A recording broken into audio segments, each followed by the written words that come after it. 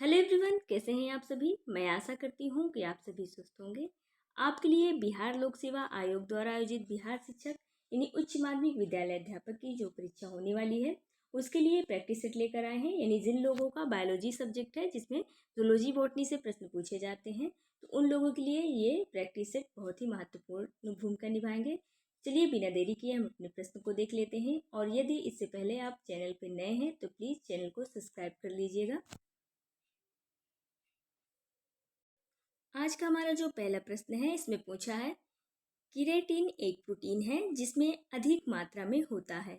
तो option A है phosphorus, option B है कैल्शियम, ऑप्शन सी है मैग्नीशियम और ऑप्शन डी है सल्फर। किरेटिन जो प्रोटीन से बने होते हैं वो एक्सोस्केलेटन से बने होते हैं, जैसे खुर हो गए, बाल हो गए, नाखून हो गए, पंख हो गए। और किरेटिन एक प्रोटीन होती है जिसमें सबसे अधिक मात्रा में सल्फर होता है और इसे द्वितीयक प्रोटीन भी कहा जाता है। तो ऑप्शन नंबर डी यानी सल्फर के साथ हम चले जाएंगे। ऑप्शन नंबर डी इसका राइट आंसर हो जाएगा। नेक्स्ट क्वेश्चन है, मेढक के अंडजनन की किस अवस्था में माइट्रोकांड्रियल मेघ पाया जाता है। ऑप्शन ए है गुणन प्रवस्था, ऑप्शन बी है वृद्धि प्रावस्था, ऑप्शन सी है प्रथम परिपक्वता विभाजन प्रवस्था और ऑप्शन डी है द्वितीय परिपक्वता विभाजन व्यवस्था। और ई में तो दिया है इनमें से कोई में से नहीं या इन उपर्युक्त में से एक से अधिक। तो इसमें जो राइट आंसर हो जाएगा वो हमारा इसका राइट आंसर डी हो जाएगा। हम डी के साथ चले जाएंगे, द्वितीय परिपक्वता विभाजन प्रवस्था। ऑप्शन नंबर डी ही इसका राइट आंसर हो जाएगा। नेक्स्ट क्वेश्चन पे चलते हैं। इसमें पूछा है, मैमेलियन वृषण में शुक्रजनन नियंत्रित किया जाता है। तो इसमें ऑप्शन ए है ल्यूटिनाजिंग हार्मोन्स, ऑप्शन बी है समृद्धि हार्मोन्स, ऑप्शन सी है फॉलिकल उद्दीपन हार्मोन्स, ऑप्शन डी है एस्ट्रोजन और ऑप्शन ई है उपर्युक्त में से कोई नहीं या उपर्युक्त में से एक में से अधिक। इसका जो राइट आंसर हो जाएगा ऑप्शन नंबर सी के साथ चल जाएंगे, यानी फॉलिकल उद्दीपन हार्मोन्स इसका राइट आंसर हो जाएगा। यानी ऑप्शन नंबर सी इसका राइट आंसर हो जाएगा। मैमेलियन वृषण में जो शुक्रजनन का नियंत्रण होता है वो फॉलिकल उद्दीपन हार्मोन्स द्वारा होता है, तो इसलिए राइट आंसर जो है ऑप्शन नंबर सी ही इसका राइट आंसर हो जाएगा। नेक्स्ट क्वेश्चन है, जब प्रकाश की तीव्रता रात्रि में कम होती है तो प्रकाश संसूचित होता है। ऑप्शन ए है शलाका द्वारा, ऑप्शन बी है शंकु द्वारा, ऑप्शन सी है लेंस द्वारा, ऑप्शन डी है शलाका तथा शंकु दोनों द्वारा। इसका जो राइट आंसर हो जाएगा ऑप्शन नंबर ए के साथ हम चल जाएंगे, यानी शलाका यानी रॉड के द्वारा। तो ऑप्शन नंबर ए इसका राइट आंसर हो जाएगा। नेक्स्ट क्वेश्चन है, रात में देखने में कौन सा वर्णक मदद करता है। तो हीमोग्लोबिन या पोरफायरिन या एडेनिन या हिपैरिन। तो इसका जो राइट आंसर हो जाएगा ऑप्शन नंबर ई हो जाएगा, क्योंकि हीमोग्लोबिन, पोरफायरिन, एडेनिन और हिपैरिन चारों ऑप्शन ही गलत हैं, क्योंकि गुवानिन क्रिस्टल के साथ कोराइड धारण की हुई कोशिका प्रकाश प्रतिबिंबित सतह का निर्माण करती है, जिसे टैपिटम और ल्यूसिडम कहते हैं। तो मंद प्रकाश में इसमें प्रकाश किरण रेटिना में वापस लौट आती है और उत्तेजक को बढ़ाती है। इसलिए रात्रिचर जो जंतुर होते हैं रात में देखने में सक्षम होते हैं। तो इसमें टैपिटम ल्यूसिडम होना चाहिए, तो ऑप्शन दिया नहीं है, तो इसलिए हम ऑप्शन नंबर ई के साथ चले जाएंगे, यानी उपर्युक्त में से कोई नहीं। तो ऑप्शन नंबर ई इसका राइट आंसर हो जाएगा।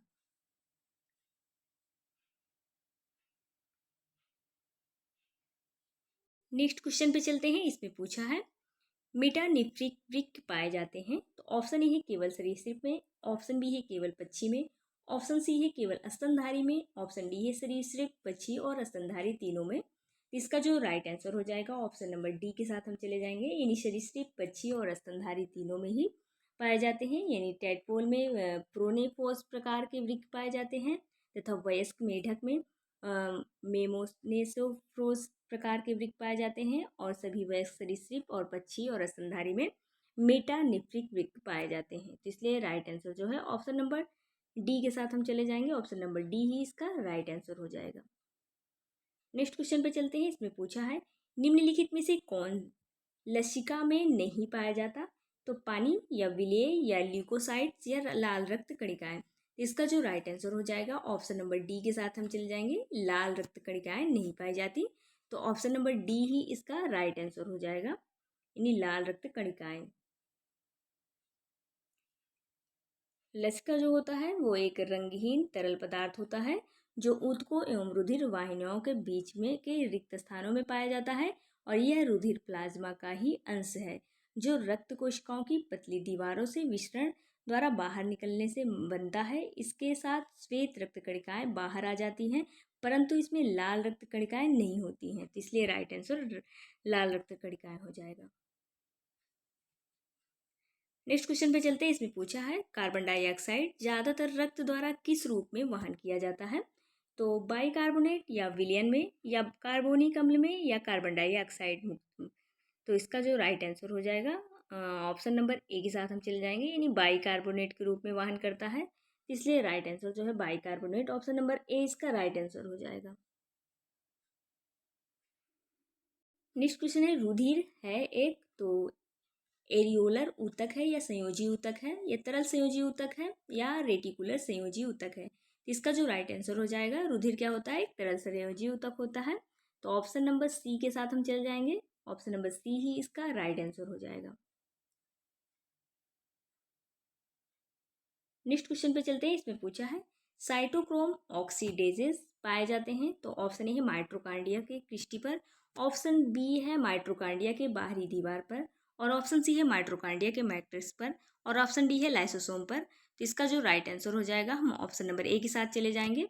ऑप्शन नंबर ए यानी माइट्रोकांडिया के क्रिस्टी पर पाए जाते हैं जो साइटोक्रोम ऑक्सीडेजेस होते हैं, तो ऑप्शन नंबर ए ही हमारा राइट आंसर हो जाएगा।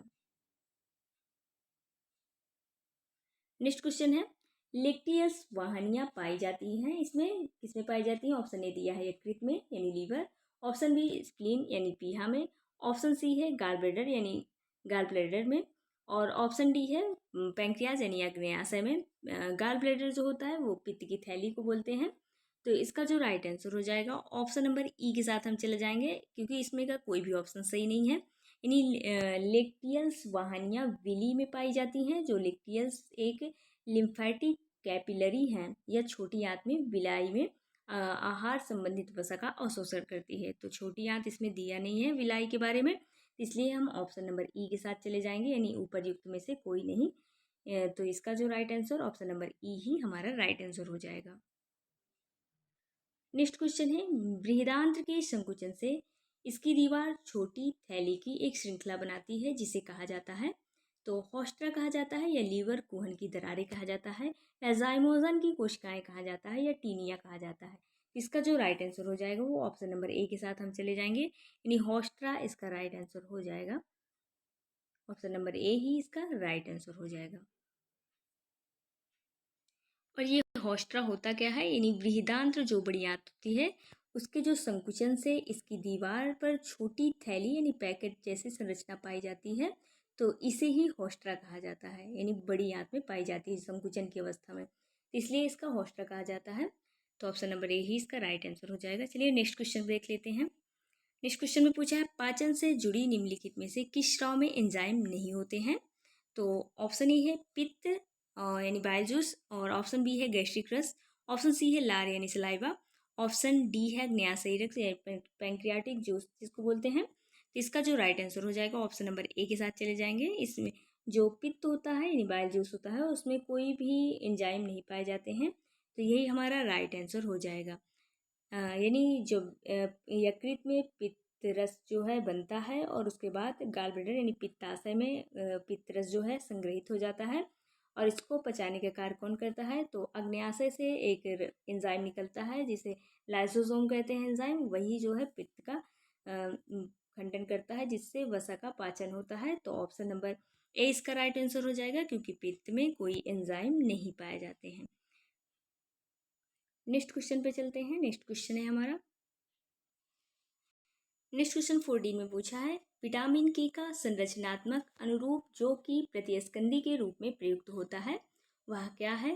तो डाइकुमेरॉल या टोकोफेरॉल या एर्गोकैल्सिफेरॉल या बीटा कैरोटीन। तो इसका जो राइट आंसर हो जाएगा ऑप्शन ए के साथ चले जाएंगे, डाइकुमेरॉल इसका राइट आंसर हो जाएगा।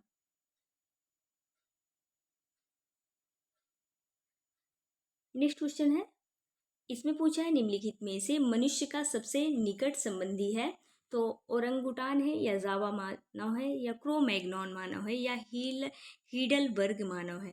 इसका जो राइट आंसर हो जाएगा ऑप्शन नंबर सी हो जाएगा, यानी मनुष्य के सबसे निकट संबंधी पूर्वज जो हैं क्रो मैग्नॉन माने जाते हैं मानव में, इसलिए इसका जो राइट आंसर हो जाएगा Cro Magnon, option number C ही इसका राइट आंसर हो जाएगा। नेक्स्ट क्वेश्चन पे चलते हैं। इसमें पूछा है आनुवांशिकता के भौतिक आधार के अध्ययन के प्रारंभिक वर्ष में पेंजीन्स की अवधारणा किसके द्वारा दी गई थी। ऑप्शन ए है जेबी लेमार्क, ऑप्शन बी है चार्ल्स डार्विन, ऑप्शन सी है वीजमान, ऑप्शन डी है ग्रेगन सान मंडल और ऑप्शन ई है उपर्युक्त में से कोई नहीं या उपर्युक्त में से एक से अधिक। इसका जो राइट आंसर हो जाएगा ऑप्शन नंबर बी के साथ चल जाएंगे, यानी चार्ल्स डार्विन इसका राइट आंसर हो जाएगा। नेक्स्ट क्वेश्चन पे चलते हैं। इसमें पूछा है सतत विकास का अर्थ होता है, तो ऑप्शन ए है लगातार विकास, ऑप्शन बी है मानव जीवन की गुणवत्ता में सुधार के लिए लगातार विकास, ऑप्शन सी है पर्यावरणीय संरक्षण रहित विकास और ऑप्शन डी है ऐसा विकास जो भविष्य की पीढ़ियों को आवश्यकता से समझौता किए बिना वर्तमान आवश्यकता की पूर्ति करता है। तो इसका जो राइट आंसर हो जाएगा वो ऑप्शन नंबर डी के साथ हम चले जाएंगे, यानी ऐसा विकास जो मानव भविष्य की पीढ़ियों की आवश्यकता से समझौता किए बिना वर्तमान आवश्यकता की पूर्ति करता है, तो ऑप्शन नंबर डी इसका राइट आंसर हो जाएगा।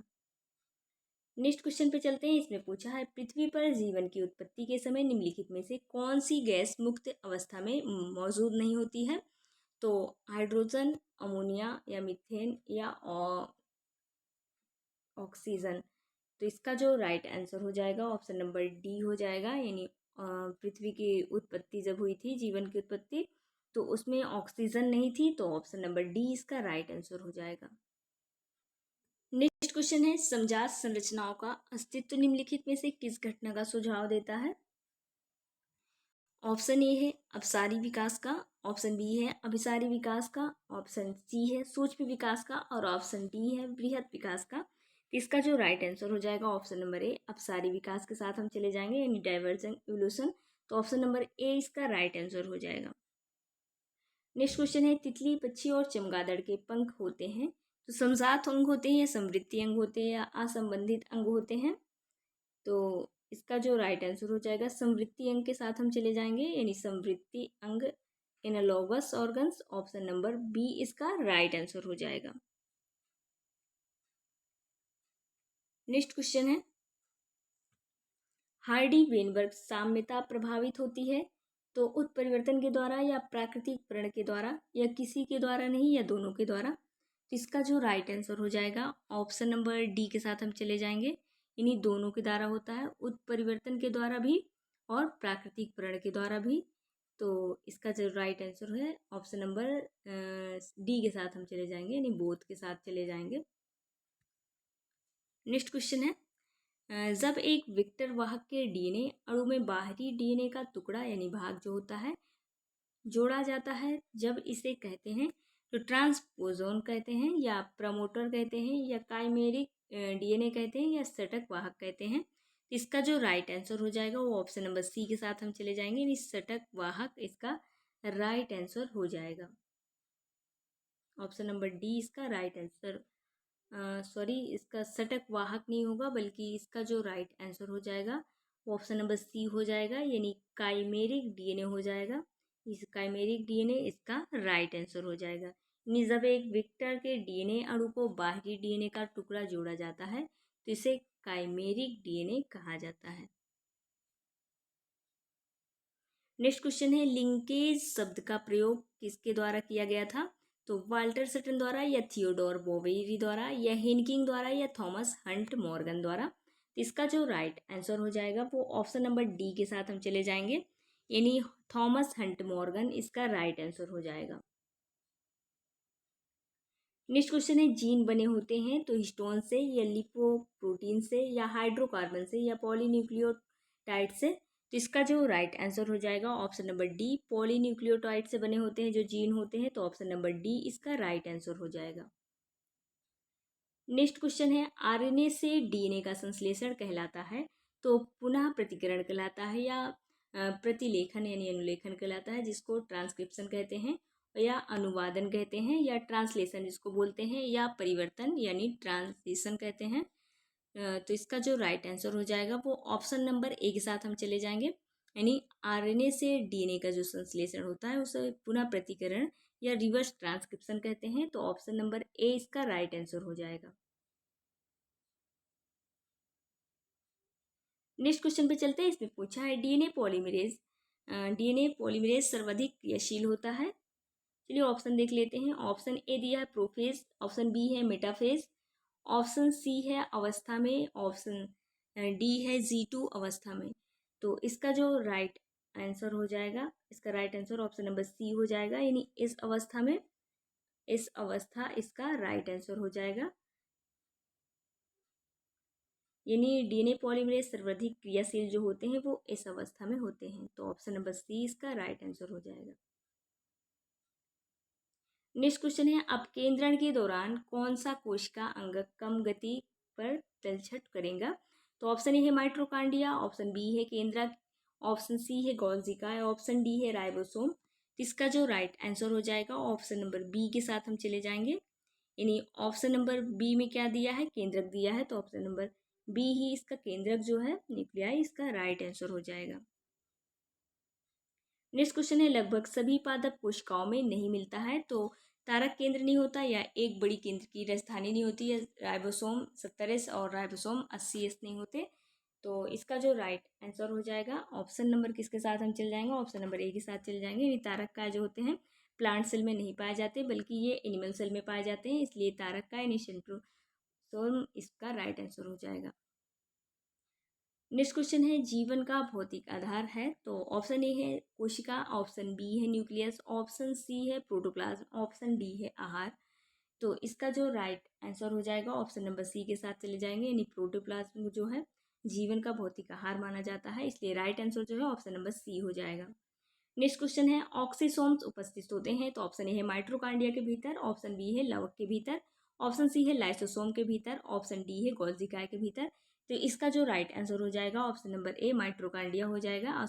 जो ऑक्सीसोम होते हैं वो माइट्रोकांडिया के भीतर अंदर होते हैं। तो ऑप्शन नंबर ए ही इसका राइट आंसर हो जाएगा।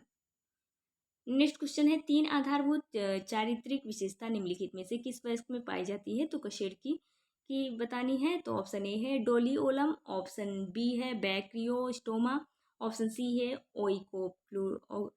ओइकोपुलुरा और ऑप्शन डी है हर्डमेनिया। तो इसलिए इसका जो राइट आंसर हो जाएगा ऑप्शन नंबर बी के साथ हम चले जाएंगे। Option number B Branchiostoma, option number B ही इसका राइट आंसर हो जाएगा। नेक्स्ट क्वेश्चन पे चलते हैं। इसमें पूछा है, कायंत्रण के लिए हार्मोन के प्रभाव के लार्वा ऊतक की क्षमता का ह्रास क्या कहलाता है। तो नियोटेनी कहलाता है, या पीडोजेनेसिस कहलाता है, या पीडोमोर्फोसिस कहलाता है, या गेरोंटोमोर्फोसिस कहलाता है। तो इसका जो राइट आंसर हो जाएगा ऑप्शन नंबर ए हो जाएगा, नियोटेनी ऑप्शन नंबर ए इसका राइट आंसर हो जाएगा। नेक्स्ट क्वेश्चन पे चलते हैं। नेक्स्ट क्वेश्चन पूछा है, यूनियो का ग्लाचिडियम लार्वा होता है तो कौन सा होता है, स्वतंत्र रूप से तैरता है, या मछली पर बाह्य परजीवी है, या मछली पर अंतः परजीवी है, निचले तल में हो रहता है। इसका जो राइट आंसर हो जाएगा ऑप्शन नंबर बी के साथ चले जाएंगे, यानी मछली पर बाह्य परजीवी होता है। तो ऑप्शन नंबर बी इसका राइट आंसर हो जाएगा। नेक्स्ट क्वेश्चन है, एस्कारिस की उत्सर्जी रचना होती है तो एच आकृति की, या ओ आकृति की, या टी आकृति की, या एस आकृति की।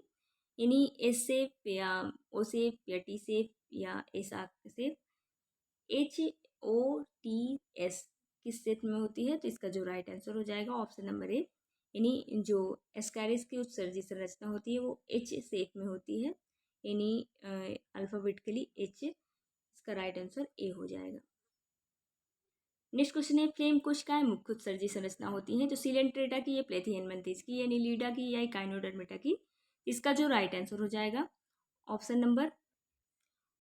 नंबर बी के साथ चले जाएंगे, यानी जो फ्लेम सेल कोशिकाएं होती है उत्सर्जी अंग के रूप में होती हैं। तो ऑप्शन नंबर बी प्लेथियनमंथिस में होती हैं। तो राइट आंसर जो है ऑप्शन नंबर बी हो जाएगा।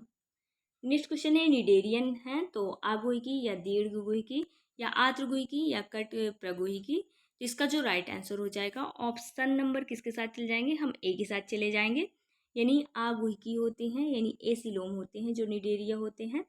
तो ऑप्शन नंबर ए ही इसका राइट आंसर हो जाएगा। नेक्स्ट क्वेश्चन है, कालाजार का संचार कहलाता है तो काला जार का जो संचार होता है वो फ्लीबोटोमस के द्वारा होता है। तो ऑप्शन नंबर डी फ्लीबोटोमस दिया हुआ है, तो इसलिए राइट आंसर जो है ऑप्शन नंबर डी इसका राइट आंसर हो जाएगा। नेक्स्ट क्वेश्चन है प्लाज्मोडियम का ट्रोफोजोइट रहता है। ऑप्शन ए है मनुष्य के एरिथ्रोसाइट में, ऑप्शन बी है यकृत कोशिकाओं में, ऑप्शन सी है मच्छर के अमाशय में, ऑप्शन डी है रक्त प्लाज्मा में। इसका जो राइट आंसर हो जाएगा ऑप्शन नंबर ए के साथ चले जाएंगे, यानी मनुष्यों के एरिथ्रोसाइट में होता है प्लाज्मोडियम जो ट्रोफोजोइट होता है। एरिथ्रोसाइट किसे कहते हैं? आरबीसी जो होती है रेड ब्लड कार्पोसेल्स को एरिथ्रोसाइट के नाम से जानते हैं। और इसके अलावा जो डब्ल्यूबीसी होता है उसे ल्यूकोसाइट के नाम से जाना जाता है, और जो प्लेटलेट्स होता है उसको थ्रोम्बोसाइट के नाम से जाना जाता है। तो यानी आरबीसी एरिथ्रोसाइट में होता है, तो प्लाज्मोडियम ऑप्शन नंबर ए इसका राइट आंसर हो जाएगा। नेक्स्ट क्वेश्चन है अमीबा के लिए सही है तो जूट्रॉपिक है या लेंटिक है या आकुस्की है या जगत मोनेरा का है। इसका जो राइट आंसर हो जाएगा ऑप्शन नंबर ई के साथ हम चले जाएंगे, यानी इनमें से कोई नहीं है, क्योंकि ए बी सी डी तीनों ही सही नहीं दिया है, क्योंकि इसमें अमीबा के बारे में पूछ रहा है। तो इसलिए अमीबा में जो होता है पोषण होलोजोइक होता है, जूट्रॉपिक या हेट्रोट्रॉपिक होता है। ये फैगोसाइटोसिस प्रक्रिया द्वारा भरण पोषण करता है। तो कोशिका जीवों को आमतौर पर कोई विशिष्ट आकार नहीं होता, जो अमीबा होता है उसका कोई आकार नहीं होता। तो इसलिए इसका जो राइट आंसर होता है वो ऑप्शन नंबर ई के साथ हम चले जाएंगे, यानी इनमें से कोई नहीं।